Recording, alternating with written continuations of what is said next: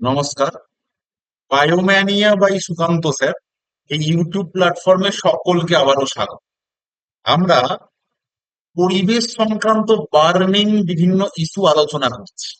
বর্তমানে যে কোনো চাকরির পরীক্ষা হোক, স্কুলের পরীক্ষা হোক, আজ পরিবেশ এবং বিশেষত পরিবেশের এই যে পরিবর্তন বা বলা ভালো আবহাওয়ার যে পরিবর্তন, এটা আজ বড্ড চিন্তার একটা বিষয়। এখন এমতো অবস্থায় দাঁড়িয়ে প্রত্যেকটা বাচ্চাকে খুব শিশু বয়স থেকেই এই পরিবেশ সংক্রান্ত অ্যাওয়ারনেস গুলো তৈরি করার একটা চেষ্টা চলছে। তো এই পরিবেশ সংক্রান্ত ক্লাসে আমরা দূষণগুলোও আলোচনা করেছি, এবং আগের দিন আমরা এই যে আবহাওয়া পরিবর্তন বা বিশ্ব আবহাওয়া পরিবর্তন তার একটা টপিক আলোচনা করেছিলাম, যেটা ছিল গ্রিন হাউস ইফেক্ট। আগের দিনের ওই গ্রিন হাউস ইফেক্টের আজকে তার পরবর্তী আলোচনা, যে ঘটনাটার মাধ্যমেও আমরা বুঝতে পারছি যে আমাদের এই আবহাওয়াটা ঠিক আর আগের মতো নেই। সেটাই হলো গ্লোবাল ওয়ার্মিং, যাকে আমরা বাংলা তর্জমা করলে বলতে পারি বিশ্ব উষ্ণায়ন। অর্থাৎ বিশ্ব উষ্ণায়ন মানে পৃথিবীর যে অ্যাভারেজ টেম্পারেচার, সেই অ্যাভারেজ টেম্পারেচার বৃদ্ধি পাচ্ছে। আর পৃথিবীর যে কোনো জিনিস বৃদ্ধি পাওয়া মানে পরিবেশের যতটা প্রয়োজন তার থেকে বেড়ে যাওয়া বা কমে যাওয়া কোনটাই সুখকর নয়।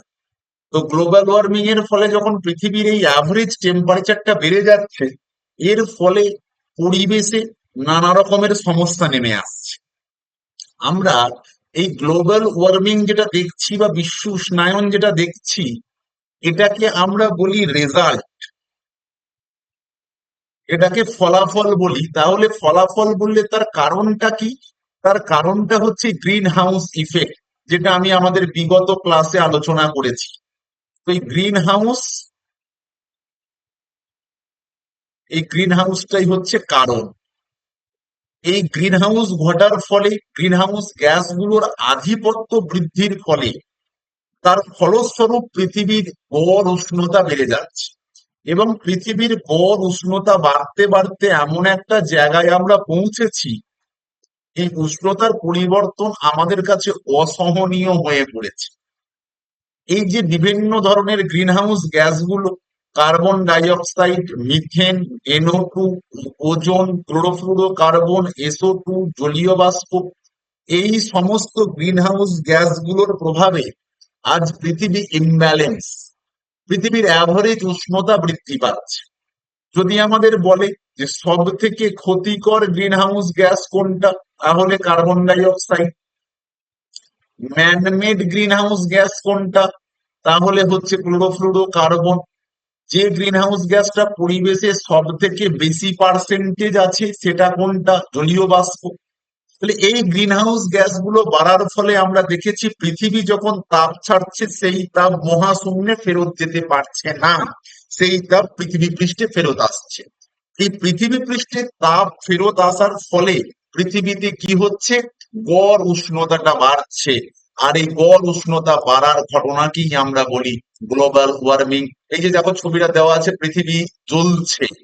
এর কারণ তাহলে কি? ওই গ্রিন হাউস ইফেক্টেরই যেগুলোই কারণ, সেই কারণগুলোই। কারণ মোট গ্রিন হাউস ইফেক্টটাই তো কারণ, তারই তো রেজাল্ট এই গ্লোবাল ওয়ার্মিং বা বিশ্ব উষ্ণায়ন। তাহলে গ্রিন হাউস গ্যাসগুলোর যে প্রতিনিয়ত বৃদ্ধি ঘটছে, এই প্রতিনিয়ত বৃদ্ধি ঘটার ফলেই পৃথিবীর অ্যাভারেজ টেম্পারেচার বাড়ছে। আর এই পৃথিবীর অ্যাভারেজ টেম্পারেচার বাড়ার জন্য যারা দায়ী, ঠিক গ্রিন হাউস ইফেক্টের জন্য তারা দায়ী। এখন সমস্যা হচ্ছে, ঠিক আছে, তাহলে এর ফলে হবেটা কি? দেখো, পৃথিবীর যেই গড় উষ্ণতাটা বেড়ে যাবে, তাহলে কি হবে, মেরু প্রদেশে সুমেরু এবং কুমেরু যে বরফ আছে, সেই বরফ গলতে শুরু করবে।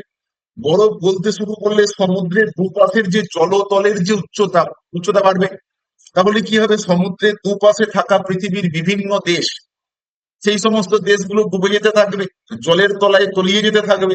এই জলের তলায় তলিয়ে গেলে পৃথিবীর যে জীববৈচিত্র্য, আমাদের মনুষ্য প্রজাতি, যার কালো হাতের জন্য এই পৃথিবীটা এতটা কলুষিত হলো, তাদের এই কালো হাত আর থাকবে না। কারণ এই পৃথিবী থেকে সমস্ত জীব এবং জীব বৈচিত্র্য দুটোই কিন্তু চিরতরে চলে যাবে।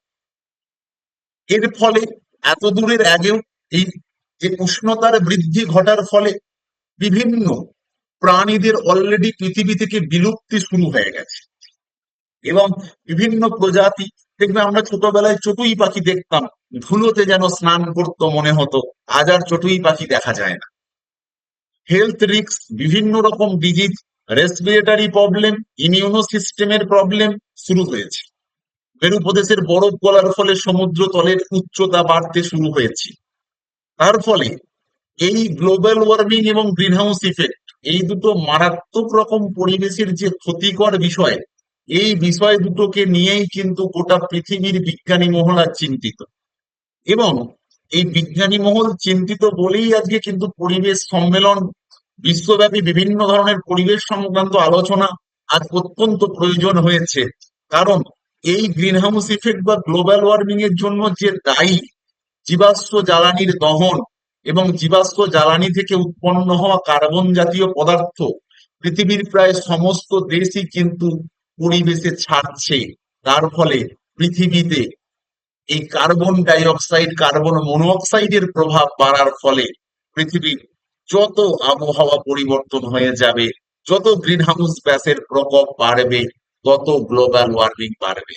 এবং এই গ্লোবাল ওয়ার্মিং বাড়তে বাড়তে এমন একটা সময় আসবে, এই যে পৃথিবী যেটাতে আমরা বসবাস করছি, এই পৃথিবীটা আর বসবাসের উপযুক্ত থাকবে না, আমাদের জীবন ধারণের জন্য উপযুক্ত থাকবে না। তাই এমতো অবস্থায় পৃথিবীর সমস্ত বিজ্ঞানীর একটা টার্গেট করেছে, আগামী 2047 সালের মধ্যে অন্তত কার্বন ইমিশন জিরো করতে হবে।